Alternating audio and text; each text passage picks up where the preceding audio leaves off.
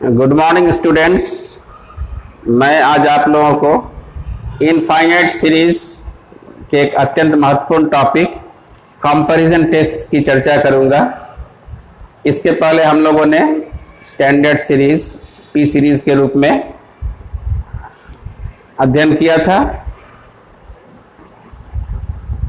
Comparison test एक और विविध सवालों को बनाने के लिए इस्तेमाल किया जाता है, दूसरी ओर आगे के तमाम थ्योरीज को भी प्रगाढ़ करने के लिए ये इस्तेमाल में लाया जाता है।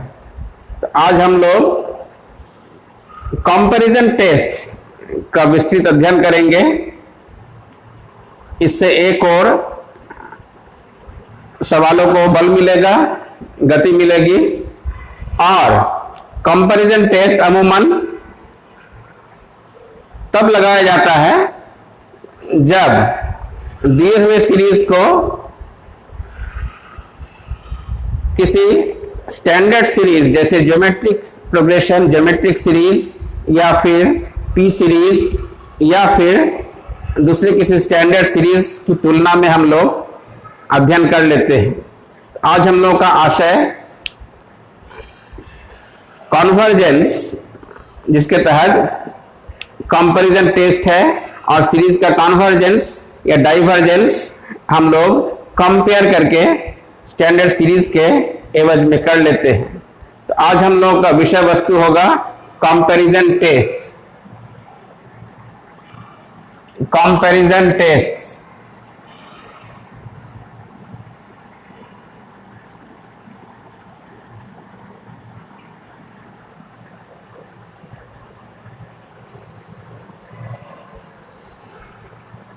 फ्रीक्वेंटली ऐसे सिचुएशन आएंगे जब किसी भी दिए हुए सीरीज का हम लोग दूसरे सीरीज से कंपेयर कर लेंगे और उसके तहत उसका हम लोग कंपैरिजन करके उसके कन्वर्जेंस या डाइवर्जेंस के बारे में इमीडिएट जानकारी प्राप्त कर लेंगे। इसमें जो मूल तत्व हैं कंपैरिजन टेस्ट, ये तीन प्रकार का होगा। One is direct comparison test, one is direct comparison test, second one is limit comparison test, limit comparison test, और तीसरा और आखिरी ratio comparison test, ratio comparison test.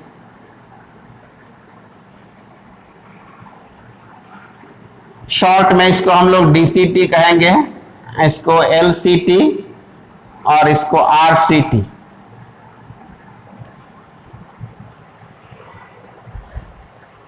इसमें डायरेक्ट कंपैरिजन टेस्ट नाम से ही विदित है।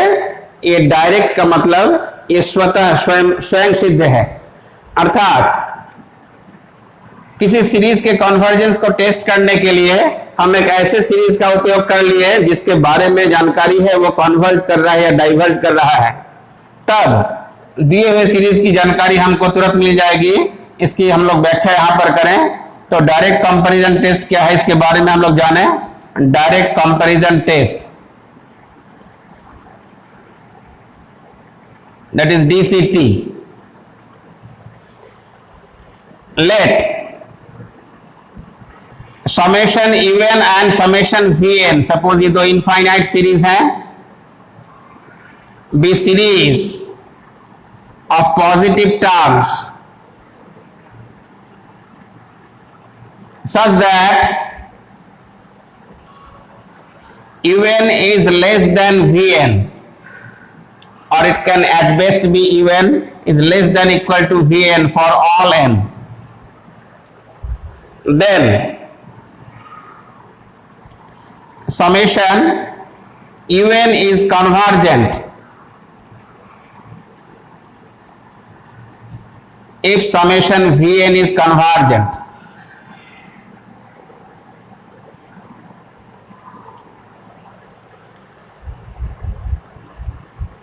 ये कह रहा है कि अगर हर एक n के लिए, अर्थात u1 v1 से छोटा है, u2 v2 से छोटा है, u3 v3 से छोटा है, समेशन un के हर एक टर्म उसके कॉरेस्पॉन्डिंग समेशन Vn से छोटे हैं, अर्थात U1 V1 से छोटा है, U2 V2 से छोटा है, UK VK से छोटा है। इस तरह से अगर हम लोग सम अप करें और UN Vn से छोटा है, इस तरह से अगर हम लोग सम अप करते हैं तो इधर का समेशन UN हो जाएगा और ये less than equal to summation Vn रहेगा। तो समेशन UN के कन्वर्जेंस की जानकारी अब समेशन Vn के बदलत हो गई कि अगर लार्जर सीरीज अगर कन्वर्ज कर रहा है, लार्जर सीरीज अगर कन्वर्जेंट है तो स्मॉलर सीरीज भी कन्वर्जेंट होगा। इसका इमीडिएट प्रूफ हम लोग देख रहे हैं। तो smaller series is convergent if the larger one is convergent, और दोनों के बीच में इस तरह का संबंध है। इस तरह से अगर स्मॉलर सीरीज अगर डाइवर्ज करता है तो लार्जर सीरीज भी डाइवर्ज कर जाएगा, इसका दूसरा रूप है। तो हम लोग इसको इन जनरल इस तरह से भी देखेंगे डायरेक्ट कंपैरिजन टेस्ट में। Similarly and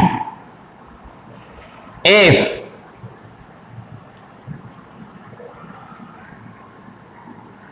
UN is greater than equal to Vn for all n and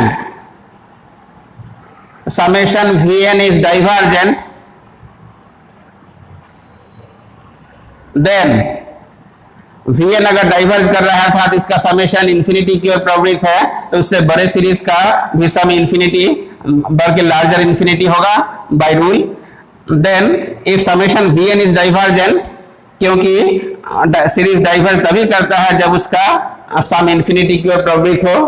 तो अगर ये सीरीज डाइवर्ज कर रहा है तो लार्जर सीरीज ऑटोमेटिकली डाइवर्ज करेगा, क्योंकि उससे बड़ा सीरीज इंफिनिटी से बड़ा कुछ होता तो नहीं है, वो लार्जर इंफिनिटी होगा, ये डाइवर्ज कर जाएगा automatically. Then summation UN is also divergent.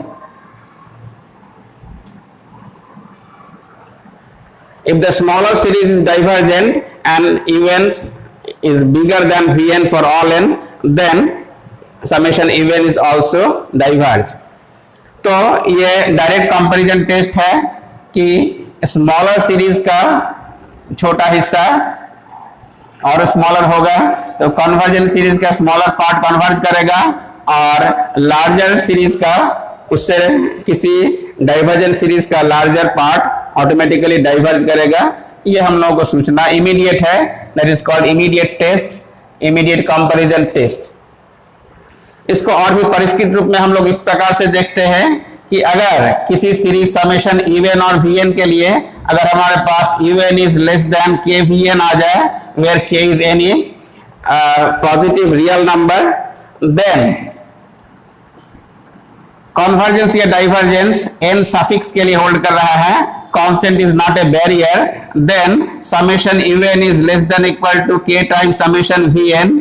इस अवस्था में इसको हम लोग जनरलाइज कर सकते हैं कि अगर समेशन Vn कन्वर्ज करेगा उससे छोटा सम है ये इमीडिएटली कन्वर्ज करेगा। तो ये हम लोग कन्वर्जेंस या डाइवर्जेंस का जो कंपैरिजन है, by comparing we can immediately say that summation UN is going to converge once the summation Vn is convergent। ये डायरेक्ट कंपैरिजन टेस्ट है। इसके बाद हम लोग लिमिट कंपैरिजन टेस्ट पढ़ेंगे। ये अत्यंत महत्वपूर्ण है सवालों को बनाने के लिए। तमाम और विविध सवाल इस लिमिट कंपैरिजन टेस्ट के तहत आएंगे।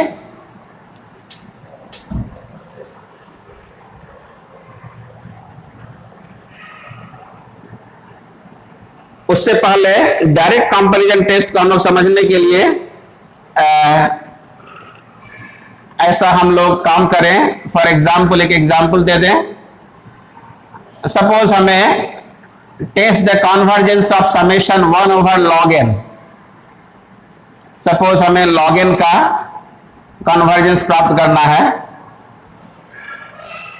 एसेंशियली log का यूजुअल बेस e होगा और हम लोग यहां उसको मेंशन नहीं भी करें, समझ लेते हैं log का natural base that is e यहां पर है। लेकिन log 1 is 0 so it is log 1 is 0 so it is undefined when n is equal to 1, इसलिए हम लोग को सीरीज 2 से शुरू करनी है।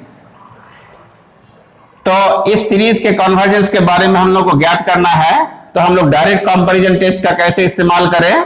तो हम लोगों के पास कुछ आइडेंटिटीज होते हैं। We know log n is always less than n for all natural numbers। log n सर्वदा n से छोटा होता है, जैसे log 1 1 से छोटा है, log 2 2 से छोटा होगा, log n n से छोटा होगा फॉर ऑल नेचुरल नंबर। तो अगर हम लोग इनइक्वालिटी के रूल का पालन करें तो 1 ओवर log n 1/n से बड़ा होगा फॉर ऑल n। रेसिप्रोकल में इनइक्वालिटी रिवर्स हो जाएंगे। अगर हम लोग समेशन कन्वेंशन लगाएं, summation 1 over log n is bigger than summation 1/n हो जाएगा। इसका मतलब हम लोग इस सीरीज के कन्वर्जेंस को टेस्ट करने के लिए हम लोग एक दूसरा समेशन vn को हम लोगों ने एकत्रित किया और समेशन vn के बदौलत अब समेशन even का कन्वर्जेंस को हम लोग टेस्ट करेंगे। स्टूडेंट्स, लास्ट क्लास में हम लोगों ने p सीरीज पढ़ा था और p सीरीज में summation 1/n to the power p के कन्वर्जेंस को हम लोगों ने जाना था और बताया था when p is equal to 1 तब ये सीरीज डाइवर्ज कर जाता है। ये सीरीज डाइवर्ज कब करता है? When p is less than equal to 1, अर्थात या तो p 1 से छोटा हो या फिर p 1 के बराबर हो। अब p इज इक्वल टू अगर 1 पुट करें तो ये summation 1/n that is n to the power 1 that is summation n, अर्थात इसको हार्मोनिक सीरीज कहते हैं। और स्टूडेंट्स, लास्ट क्लास से आपको विदित है हार्मोनिक सीरीज डाइवर्जेंट होता है। तो राइट साइड सीरीज डाइवर्ज कर गया अर्थात इसका सम इंफिनिटी हो जाएगा, इस सीरीज का सम इंफिनिटी हो जाएगा, डाइवर्ज कर जाएगा। और उससे लार्जर सीरीज समेशन ये है तो इंफिनिटी से बड़ा तो कुछ होता नहीं है, इंफिनिटी से बड़ा इंफिनिटी ही हो सकता है, बल्कि लार्जर इंफिनिटी होगा बाय कंसेप्शन। तो इसका सम अगर इनफाइनाइट है उससे लार्जर सम भी इनफाइनाइट होगा, इसलिए ये सीरीज डाइवर्ज कर गया तो ये सीरीज आपका हो गया डाइवर्जेंट। और n का वैल्यू यहां पर 2 से शुरू होगा तो it implies summation 1/log n runs from 2 to infinity is divergent।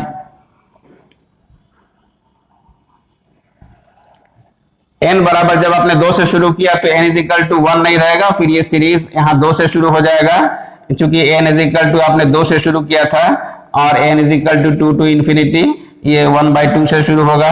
And this series is known to be divergent. Why? Because it is harmonic series and it is particular case of p series, this is called harmonic series. ये harmonic series हमेशा diverge करता है तो ये भी diverge कर जाएगा क्योंकि उससे ये लार्जर सीरीज है। तो हम लोगों ने देखा कि डायरेक्टली हम लोगों ने कंपेयर कर लिया इस इनइक्वालिटी की वजह से और इसके वजह से हम लोगों को इसके कन्वर्जेंस या डाइवर्जेंस का इमीडिएट पता चल गया। This is the beauty of comparison test. Students, हम लोगों ने यहां देखा कि कंपैरिजन टेस्ट के तहत हम लोग किस तरह से इमीडिएट कंपेयर करके किसी सीरीज के कन्वर्जेंस के बारे में चर्चा कर लिए। अब नेक्स्ट हम लोगों का इशू है वो है limit comparison test. Limit comparison test, limit comparison test that is LCT।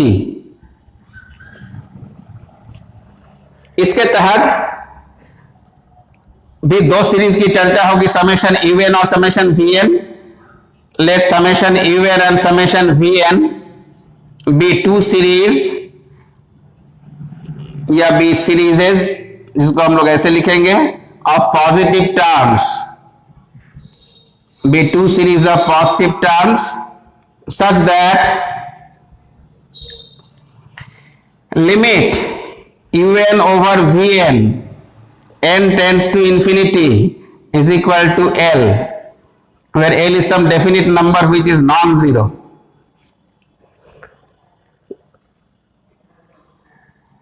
इसके जनरल टर्म का रेशियो सपोज L है, तब लिमिट कंपैरिजन टेस्ट ये एश्योर करता है कि summation UN and summation VN converge or diverge together, they converge or diverge together। ये या तो एक साथ कन्वर्ज करेगा या एक साथ डाइवर्ज करेगा, ये प्रमुख थ्योरम है।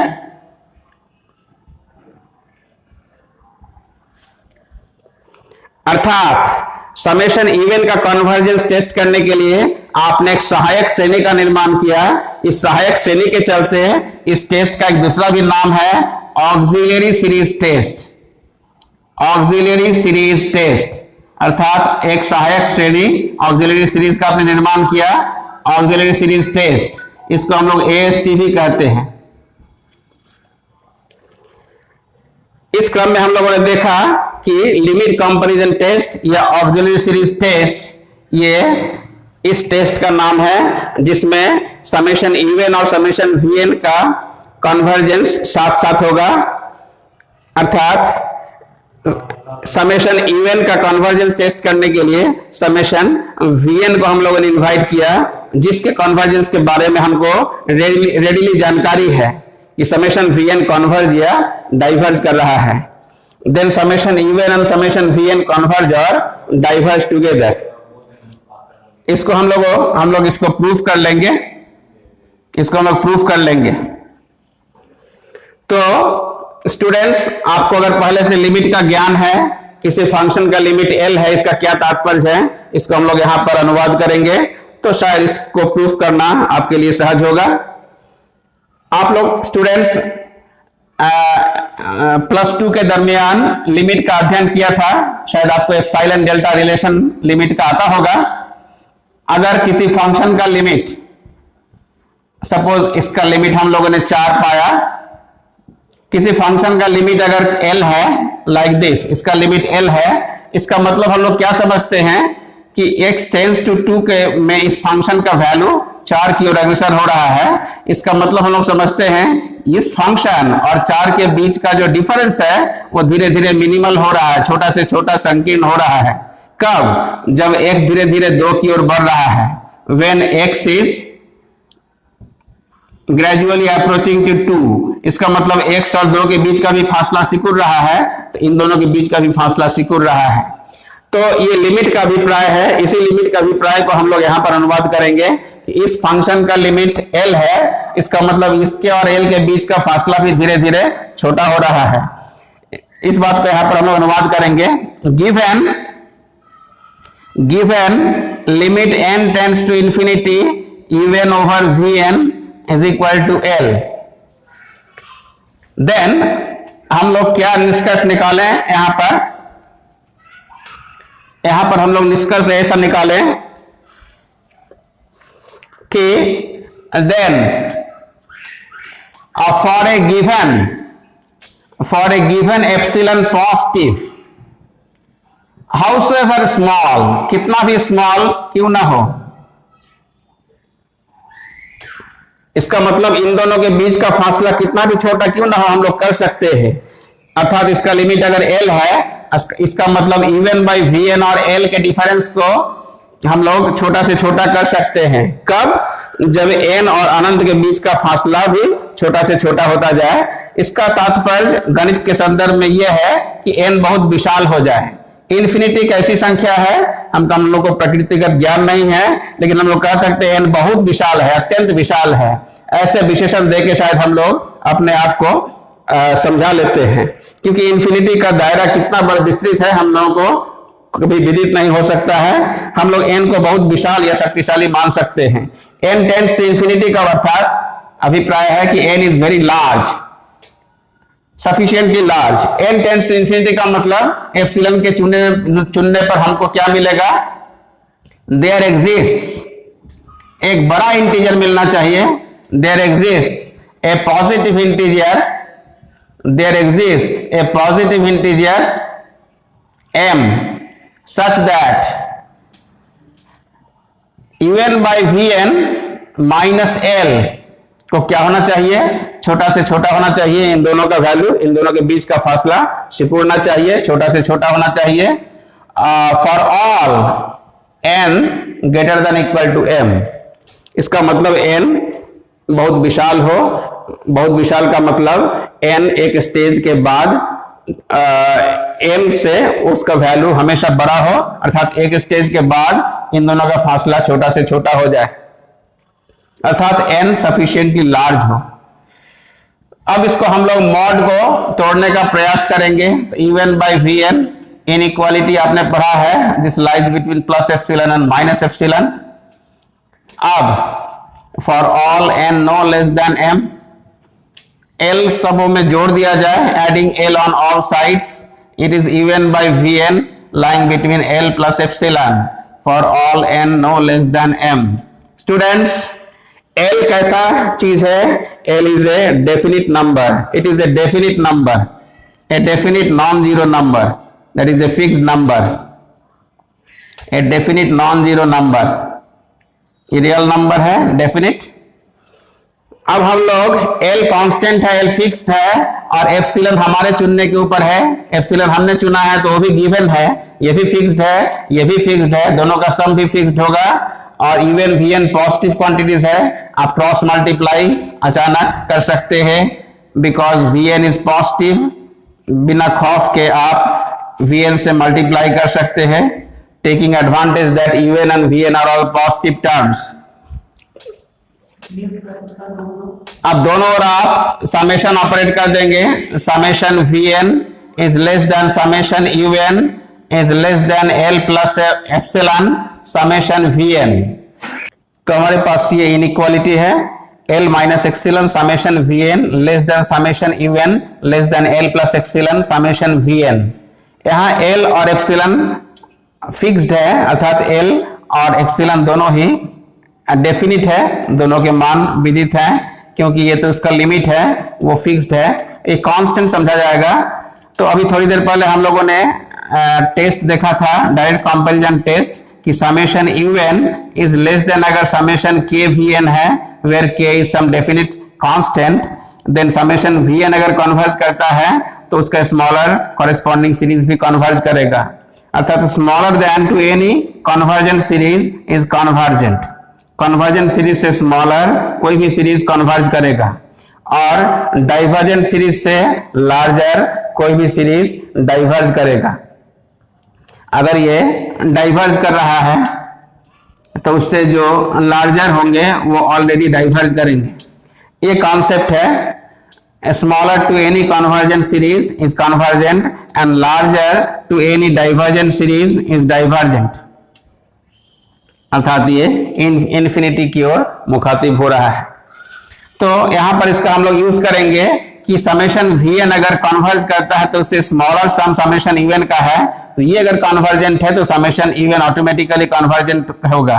तो by the latter part of the inequality, by the latter part of the inequality summation un is less than k times summation vn, where k is some constant given by l plus epsilon। तो हम लोग direct comparison test, using direct comparison test that is DCT, हम लोग बता सकते हैं कि summation un is convergent once summation vn is convergent. ये अगर कन्वर्ज करता है उसे स्मॉलर सम इमीडिएटली कन्वर्ज कर जाएगा। Students, from the first part of the inequality हम लोग इसी तरह से डाइवर्जेंस की भी चर्चा कर सकते हैं। कैसे, आप देखेंगे। By the first part of the inequality, by the first part of the inequality, इस इनइक्वालिटी का जो दूसरा हिस्सा है, पहला हिस्सा, पहला पार्ट हम लोग देखेंगे, एल माइनस एक्सिलॉन को अगर हम लोग लैम्डा मान लेते हैं constant, is less than summation U N, इसका मतलब समेशन यू एन इज, इसको उलट के लिखेंगे, उल्टा करके summation U N is larger than some constant time summation V N, where lambda is nothing but here L minus epsilon constant. इसका मतलब समेशन वी एन अगर डाइवर्ज कर रहा है तो उससे लार्जर सम ऑटोमेटिकली डाइवर्ज कर जाएगा। Anything greater than infinity is again infinity, so summation U N is divergent if summation V N is divergent. इसका मतलब हम लोगों ने समेशन यू एन की कन्वर्जेंस या डाइवर्जेंस की जानकारी एक सहायक श्रेणी से हम लोगों ने जुगाड़ की, इसलिए ऐसे टेस्ट को हम लोग कंपैरिजन टेस्ट कहते हैं। और चूंकि ये लिमिट के माध्यम से हुआ इसलिए इसको हम लोग लिमिट कंपैरिजन टेस्ट के तहत अध्ययन करते हैं। कंक्लूजन क्या मिला कि अगर समेशन Vn कन्वर्ज करता है तो समेशन Un भी कन्वर्ज करेगा, और समेशन Vn अगर डाइवर्ज करता है तो समेशन Un भी डाइवर्ज करेगा। अर्थात समेशन Un का कन्वर्जेंस या डाइवर्जेंस समेशन Vn पर रेस्ट करेगा। अगर Vn कन्वर्ज करता है समेशन Vn तो समेशन Un भी डाइवर्ज करेगा, समेशन Vn कन्वर्ज करता है तो समेशन Un भी कन्वर्ज करेगा। अर्थात हम लोग कहेंगे कि summation Un and summation Vn converge और डाइवर्ज टुगेदर, कन्वर्ज और डाइवर्ज टुगेदर। ये हम लोगों का थ्योरम था जिसको हम लोगों ने अभी समझ लिया। इस पर भी हम लोग किसी सवाल का अध्ययन कर सकते हैं। जैसे एक एग्जाम्पल हम लोग चुन लें। फॉर एग्जाम्पल हम लोग को कन्वर्जेंस अगर टेस्ट करना है, test the convergence of summation Un, हम लोग एक ऐसे सीरीज का कन्वर्जेंस निकालने का प्रयास करें where Un is equal to U से n to the power 4 plus 1 minus n to the power 4 minus 1। अभी nth टर्म का लिमिट लेंगे तो ये इंफिनिटी माइनस इंफिनिटी का फॉर्म है, इसका लिमिट हम लोग इमीडिएट नहीं निकाल सकते हैं। इसलिए हम लोग ऑक्सिलरी टेस्ट या ऑक्सिलरी सीरीज टेस्ट के बारे में सोचेंगे। स्टूडेंट्स, nth टर्म अगर ऐसा दिया हुआ है क्या इसको हम लोग सिंप्लीफाई करके दूसरे फॉर्म में लिख सकते हैं? तो अकस्मात आप जानेंगे रूट के केस में इसको हम लोग यूजुअल रूप में रैशनलाइज कर लेते हैं। इसके कॉन्जुगेट से या अपोजिट से हम लोग मल्टीप्लाई डिवाइड करते हैं। ऊपर में रूट ए माइनस रूट बी है तो रूट ए प्लस रूट बी से मल्टीप्लाई करेंगे और ए स्क्वायर माइनस बी स्क्वायर का फॉर्मेट हो जाएगा, ऊपर में रूट हट जाएंगे।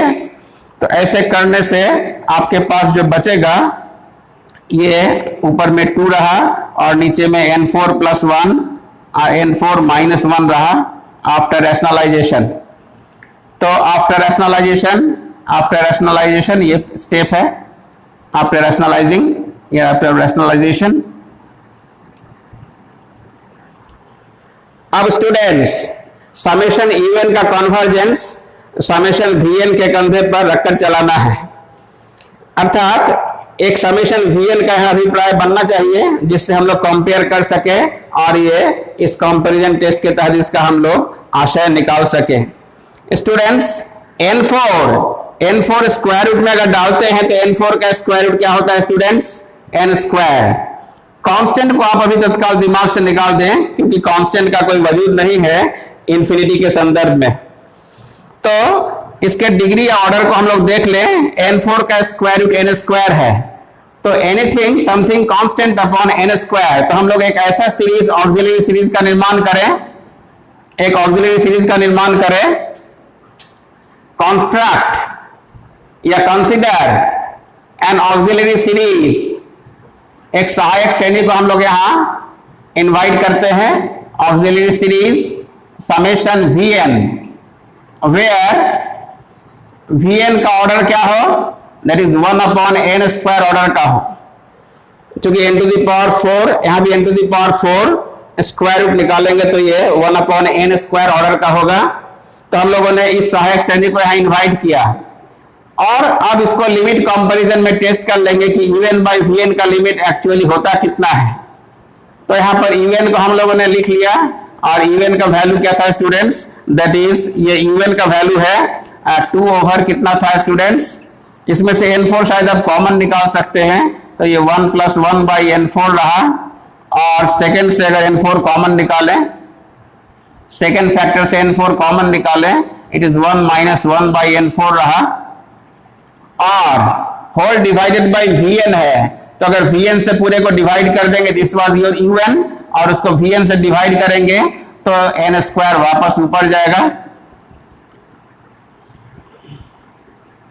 और इसमें से n4 का स्क्वायर रूट n स्क्वायर हो गया और ये 1 plus 1 by n4 and plus root over 1 minus 1 over n to the power 4। इसका लिमिट प्रोसेस आप प्रीवियस नॉलेज से भी निकाल सकते हैं। तो आप इसको देखेंगे, इसका वैल्यू कितना आ रहा है, that is 2 over square root of 1 plus ये 0 की ओर टेंड कर रहा है, 1 अपॉन इंफिनिटी टेंडिंग टू 0, तो ये 1 प्लस 0 और ये 1 minus 0, so it is heading for 1 plus 0 and 1 minus 0, ultimately it is 2 upon 2, this is 1। अब थ्योरम के अनुसार हम लोगों ने देखा इस टेस्ट में, UN बाई VN का लिमिट अगर L हो, अर्थात नॉन जीरो कोई भी नंबर हो, it is a non zero definite number, it is a non zero constant. और ये थ्योरम कह रहा है कि अगर UN बाई VN का एक नॉन जीरो लिमिट आ जाए तो समेशन VN अगर कन्वर्ज करेगा तो समेशन UN भी कन्वर्ज करेगा, या अगर समेशन VN डाइवर्ज करे तो समेशन UN भी डाइवर्ज करेगा। बट स्टूडेंट्स, समेशन VN के बारे में क्या आपको जानकारी है, ये कन्वर्ज करता है सीरीज है या डाइवर्ज करता हुआ सीरीज है? But summation VN is equal to summation 1 by n square, ये कैसा सीरीज है, ये P सीरीज है, n to the power P के फॉर्म में है। लास्ट क्लास में हम लोगों ने P सीरीज की चर्चा की थी, where P is equal to यहाँ 2 है, P 2 है यानी 1 से बिगर है, और 1 से बिगर के लिए ये लिमिट सीरीज कन्वर्ज करता है, इसका मतलब summation 1 by n square P series है, where P is 2 that is greater than 1, consequently ये सीरीज क्या कर जाएगा, कन्वर्ज कर जाएगा, it is convergent, is convergent. ये अगर कन्वर्ज कर गया तो चूंकि समेशन इवन और समेशन VN साथ साथ कन्वर्ज करेगा, ये साथ साथ डाइवर्ज करेगा, इसलिए समेशन इवन चूंकि कन्वर्ज कर गया, इसलिए समेशन इवन भी कन्वर्ज कर जाएगा। क्योंकि समेशन VN कन्वर्ज कर चुका है, it implies summation even is convergent. ये किस टेस्ट के तहत हुआ, by auxiliary series test, by limit comparison test या ऑक्सिलरी सीरीज टेस्ट। आज हम लोगों ने देखा कि लिमिट कंपैरिजन टेस्ट सवालों को बनाने में कितनी अहम भूमिका अदा कर सकते हैं, इसके बारे में आपको ज्ञान हो चुका होगा। धीरे धीरे आप अभ्यास करेंगे तो शायद इसके बारे में और व्यापक जानकारी मिलती जाएगी। लास्ट में हम लोग रेशियो कंपैरिजन टेस्ट की चर्चा कर लेंगे। रेशियो कंपैरिजन टेस्ट और उससे बहुत सारे थियरम को भी बल मिलता है, बहुत सारे आगे के थियरम्स भी उस पर आसीन होते हैं और बहुत सारे सवाल भी उससे बनते हैं। तो last but not the list, आज हम लोग रेशियो कंपैरिजन टेस्ट इसके बारे में चर्चा कर लेंगे। Ratio comparison test, ratio comparison test RCT, इसमें कहता है let summation UN and summation VN be two series of positive terms such that UN by UN plus 1 is greater than VN by VN plus 1 for all n no less than m। Means after a certain stage इन दोनों का ratio इसके ratio से larger है,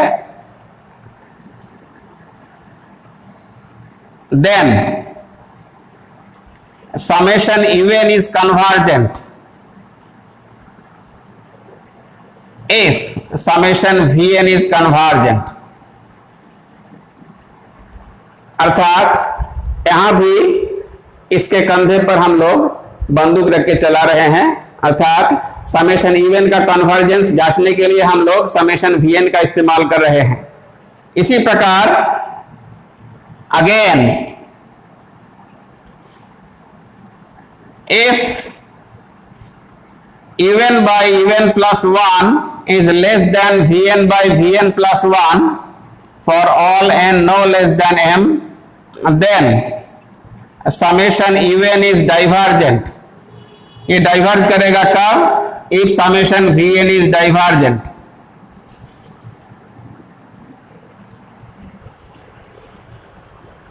occasionally ऐसे भी case हो सकते हैं कि इसको हम लोग लूज इनइक्वालिटी में व्यक्त कर सकते हैं, ऐसा भी इनइक्वालिटी आप दे सकते हैं, लेकिन चूंकि ये पॉजिटिव टर्म के सीरीज है इसलिए हम लोगों ने इस लूज इनइक्वालिटी को हम लोगों ने यहाँ डिलीट कर दिया है। Summation even is divergent if summation V N is divergent. इस केस में भी हम लोगों ने देखा कि प्रतिफल वही है, दोनों का कॉन्वर्जेंस या दोनों का डाइवर्जेंस साथ साथ हो रहा है। अगर ये डाइवर्ज कर रहा है तो ये भी डाइवर्ज कर रहा है, अगर ये कन्वर्ज कर रहा है तो ये भी कन्वर्ज कर रहा है। यूं कहें इसका कन्वर्जेंस या डाइवर्जेंस साथ साथ चल रहा है। तो हम लोग इस थ्योरम को प्रूफ करने का प्रयास करेंगे शॉर्ट में ही। तो इसको हम लोग प्रूफ कर लें, क्योंकि ये आगे के थ्योरम्स को भी गति देगा और विविध सवालों को भी बनाने में भूमिका अदा करेगा। ऐसा हम लोग फर्स्ट पार्ट को देखें, सेकेंड पार्ट इक्वली फॉलो करेगा। अब फर्स्ट पार्ट इसको हम लोग देख लें। Given un over un plus 1 is bigger than vn by vn plus 1 for all n no less than m। इसको हम लोग अगर क्रॉस मल्टीप्लाई कर दें स्टूडेंट्स, चूंकि all terms are positive, they are series of positive terms, सारे terms positive हैं, even भी पॉजिटिव है, वीएन भी पॉजिटिव है, ये सारे टर्म्स पॉजिटिव हैं, क्रॉस मल्टीप्लिकेशन होल्ड कर जाएगा। इवन प्लस 1 को आप इस्तेमाल करके और ऑल्टरेंडो इवन बाय वीएन लिख सकते हैं। और ये फॉर ऑल एन जो एम या एम से बड़ा है, ये सीक्वेंस डिक्रीज कर रहा है, इसके सफिक्स घट रहे हैं, n प्लस 1 से n हो गया। तो ये अगर हर n के लिए लागू हो तो ये लगातार ये सफिक्स घटते रहेंगे। इवन बाई वी एन, पुनः ये even minus 1 by V N minus 1 से छोटा होता जाएगा। जो रिलेशन इसके बीच में है वही रिलेशन इसके बीच में भी है, वही रिलेशन घटते घटते n का मिनिमम वैल्यू क्या है, n का मिनिमम वैल्यू घटते घटते कहां तक जाएगा, n का मिनिमम वैल्यू घटते घटते n का मिनिमम वैल्यू m है, un बाई vm हो जाएगा। माइंड, यहाँ m जो है एक डेफिनिट नंबर है, that is m is a fixed number. m अगर फिक्स्ड है या कांस्टेंट है तो um भी कांस्टेंट होगा, vm भी कांस्टेंट होगा। इस अवस्था में um बाई vm एक फिक्स्ड नंबर होगा, डेफिनिट नंबर होगा। Let um by vm is equal to k, ये कांस्टेंट है, इसको हम लोग k से मान लिया। तब इसमें और इसमें हम लोग कंपेयर कर सकते हैं। देन इनइक्वालिटी में ट्रांजिटिव रूल होल्ड करता है सदैव। इवन बाई वीएन इससे छोटा है, ये इससे छोटा है, ये इससे छोटा है, तो ये भी इससे छोटा होगा। So even by V N is less than K हो गया, where K is equal to M by V M. तो क्रॉस मल्टीप्लाई करने पर is less than K V N हो जाएगा। अगर समेशन ऑपरेट कर दें, if for all N no less than M था और k इज कांस्टेंट, ऑपरेशनल होगा समेशन vn पर। अब आप क्या देख रहे हैं, बाय डायरेक्ट कंपैरिजन टेस्ट थोड़ी देर पहले हम लोगों ने शुरू में जिक्र किया था। अगर ये इनइक्वालिटी है और लार्जर सम अगर कन्वर्ज कर रहा है तो स्मॉलर सम ऑटोमेटिकली कन्वर्ज करेगा। Then by direct comparison test summation un is convergent if summation vn is convergent। Here k is positive because their ratio are positive, um and vm are positive and it is a positive quantity। और ये summation vn अगर converge करता है तो उससे smaller sum automatically converge कर जाएगा if summation vn is convergent। इसका मतलब दोनों का convergence साथ साथ हुआ। अगर ये converge कर रहा है तो smaller sum भी converge करेगा। और स्टूडेंट्स ये आपके लिए वर्क रहा कि सेकंड वाले पार्ट को आप अपने से दिखा दें। ये पहले वाले पार्ट में इनइक्वालिटी बिगर का था, इसमें स्मॉलर का है। इसमें अगर ये डाइवर्ज करता है तो इधर वाला भी डाइवर्ज कर जाएगा, दूसरा वाला भी डाइवर्ज कर जाएगा। अर्थात समेशन vn अगर डाइवर्ज करता है तो समेशन un भी डाइवर्ज कर जाएगी इस अवस्था में। तो आज हम लोगों ने देखा कि किस तरह से ऑक्सिलरी सीरीज समेशन vn की मदद से आप समेशन un के कन्वर्जेंस के बारे में ज्ञान प्राप्त कर सकते हैं। तो थैंक यू फॉर वाचिंग।